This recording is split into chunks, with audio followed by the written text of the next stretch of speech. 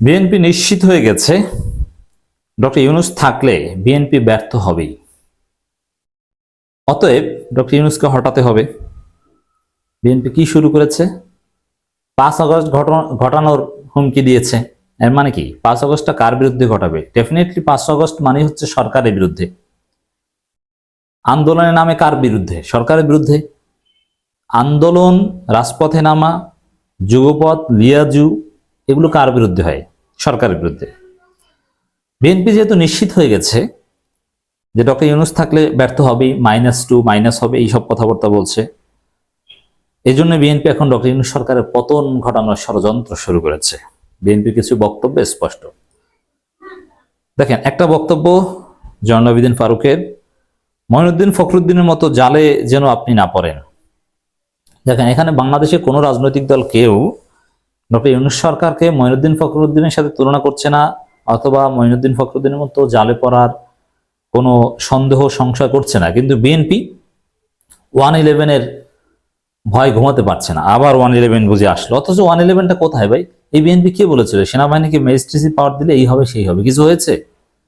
সেনাবাহিনী আলাদা কিছু করেছে? সেনাবাহিনী বিএনপিকে পিটিয়েছে? এমনকি বিএনপির চাঁদাবাজদেরকেও তো পিটায়নি। কিছুটা উপকার হয়েছে, কিছু অপরাধী ছিনতাইকারী এদেরকে ধরতে পেরেছে। এই তো দর্শক, এই মঈনুদ্দিন ফখরুদ্দিনের মতো জালে পড়া, এই সন্দেহটা বিএনপি কি করছে, কেন করছে, এই কথা কেন বলছে? আবার 5 আগস্টের মতো ঘটনা ঘটানোর কথা বলছে। অনির্বাচিত সরকারকে বেশি দিন ক্ষমতায় থাকতে দেওয়া যায় না। এই সরকারের ভিন্ন এজেন্ডা থাকতে পারে। এই সরকার কিংস পার্টি তৈরি করছে। বিএনপি এই সন্দেহগুলো কেন করছে? বিএনপি হীনমান্যতায় কেন ভুগছে? বিএনপি ভয় কেন পাচ্ছে? বিএনপি চাঁদাবাজি ছাড়তে পারছে না, নিজেদের মধ্যে রক্তারক্তি খুনাখুনি ছাড়তে পারছে না, হত্যার রাজনীতি ছাড়তে পারছে না, ককটেলের রাজনীতি। আওয়ামী লীগ আমলেও আন্দোলনের নামে ককটেল ফুটিয়েছে বিএনপি, বাস পুড়িয়েছে, মানুষ পুড়িয়েছে। আন্দোলন করতে পারেনি, কিন্তু 2-1 জায়গায় ঠিকই ককটেল ফোটাতে পেরেছে। এটা তো ককটেল পার্টি। বিএনপি যে ককটেল বাস, এটা এখন প্রমাণিত হয়েছে যে এখনো তারা তাদের দুই গ্রুপের সংঘর্ষে ককটেল ফোটে। যেখানেই দেখবেন যে দুই গ্রুপে মারামারি, ককটেল ফোটে। এর মানে ককটেলের রাজনীতি বিএনপি করে। জামাত শিবির দেখেছেন যে কোথাও তারা ককটেল ফুটিয়েছে বা তাদের কাছে ককটেল পাওয়া গেছে 5 আগস্টের পর? কিন্তু বিএনপির ক্ষেত্রে ওপেন, ক্যাম্পাসগুলো অনিরাপদ। তো বিএনপির সমস্যা হলো এই জায়গায়।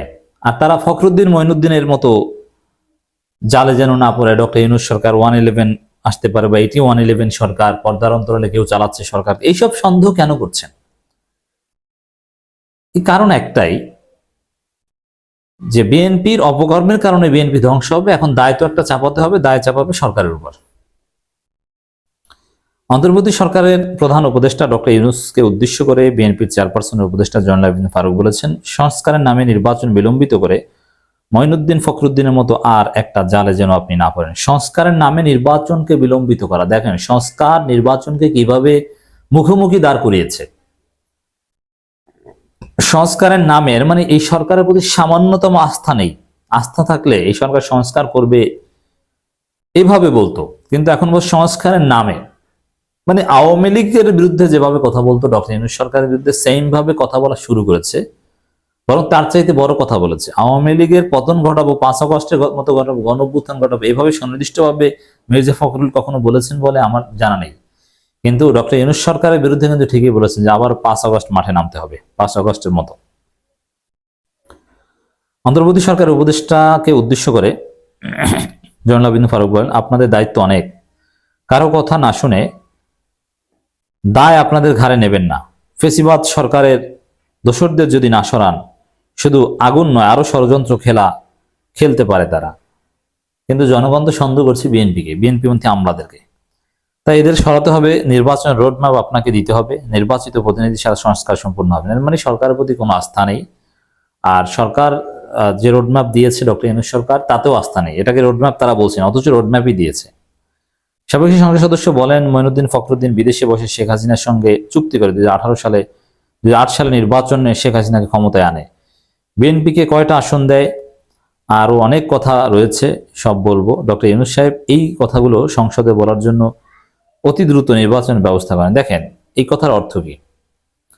বিএনপি সন্দেহ করছে যে একটা নির্বাচন হবে লেটে, সংস্কার পর সেই নির্বাচনের মাধ্যমে বিএনপিকে অল্প কিছু সিট দিয়ে জামাত কিংবা শিক্ষার্থীদেরকে ক্ষমতায় দিয়ে তারপরে ডক্টর ইউনূস সরকার সেফ এক্সিট নেবে। বিএনপি এই সন্দেহ করছে, এটা কতটা হীনমন্যতায় থাকলে এই সন্দেহ করতে পারে। তিনি বলেন, আমরা 2018 সাল, 2024 সাল এবং 2014 সালের মতো নির্বাচন চাই না। এরকম নির্বাচন না চাইলেই আপনাদেরকে ধৈর্য ধরতে হবে, অপেক্ষা করতে হবে। আর যদি দ্রুত নির্বাচন চান তাহলে এরকম নির্বাচনই হবে, মাগুরার মতো নির্বাচন হবে। দ্রুত নির্বাচন হলে রক্তারক্তি হবে। আমাদের নেতা তারেক রহমান বলেছেন, যেমন নির্বাচন চাই যে নির্বাচনে মৃত ব্যক্তিরা ভোট দেবেন না, রাতে ভোট হবে না, যার ভোট সে দেবে, পছন্দ মতো প্রার্থীকে বিজয়ী করবে। এমন নির্বাচন চাই যে নির্বাচনে 152 জন প্রার্থী বিনা প্রতিদ্বন্দ্বে নির্বাচিত হবে না। তাহলে আপনাদের ধৈর্য ধরতে অসুবিধা কি? মুখের ফু যে সাথে সাথে নির্বাচনের ব্যবস্থা ভালো হয়ে যাবে, আলাদিনের কোনো হেকমত আছে এখানে? নেই। অতএব আপনাকে তো সংস্কার করতে হবে যদি সুষ্ঠু নির্বাচন করতে হয়। বর্তমান সরকারকে অনুরোধ জানিয়ে বিরোধী দলের সাবেক চিফ হুইপ বলেন, সকল ষড়যন্ত্র মোকাবেলা করতে হলে, জনগণকে ঐক্যবদ্ধ রাখতে হলে অনতিবিলম্বে জনগণের প্রতিনিধির হাতে ক্ষমতা হস্তান্তরের ব্যবস্থা করুন, নির্বাচনের তারিখ ঠিক করুন, নির্বাচন দিন।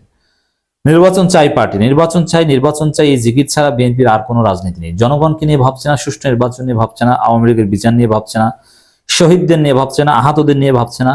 বিএনপি এখন নির্বাচনের জন্য পাগল হয়ে যাচ্ছে এবং ডক্টর ইউনূস সরকারের পতন ঘটাতে চায় প্রয়োজনে। ডক্টর ইউনূস সরকারকে সহ্যই করতে পারছে না বিএনপি, এই বক্তব্য থেকে স্পষ্ট হলো।